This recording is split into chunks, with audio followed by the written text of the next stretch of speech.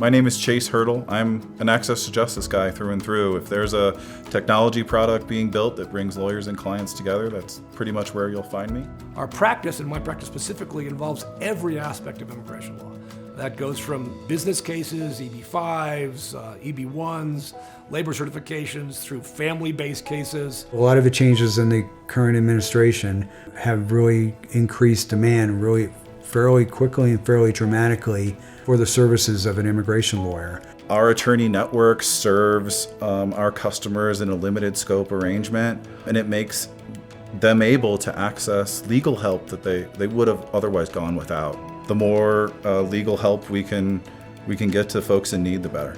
Change is constant, immigration is constantly changing, and the technology is constantly changing. The goal was to create this box of all of the content that you as a lawyer need throughout your casework and throughout your day to do all the tasks that need to get done. Long story short, it's augmenting the lawyer and making the administrative, tedious aspects of practicing law easier to do.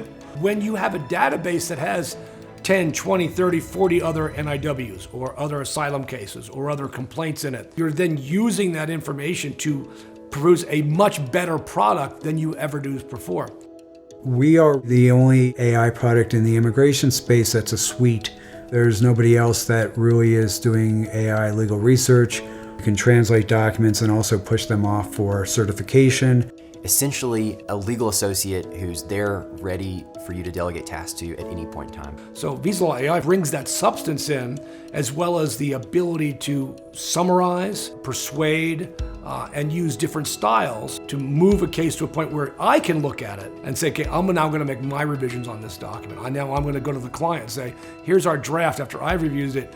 Give us your input on this. Large language models, they are absolutely going to have a permanent and lasting impact on the way that we practice law. AI is not going to replace lawyers. AI is going to replace lawyers with bad personalities. The human touch in the way that you practice and the way you do your work is going to mean a lot more. Look at the legal specific AI products that are out there, which I think in the long run are going to better serve lawyers, better serve immigration lawyers, because they're built for the work we do, not just what the general public may need. Keeping in mind that the Immigration Service is using AI to review the information that you're submitting. So if you're not using AI, you're already behind the curve of the Immigration Service. We're going to be in a far different place. Our clients are going to be happier. We're going to be able to serve more people in the immigrant community.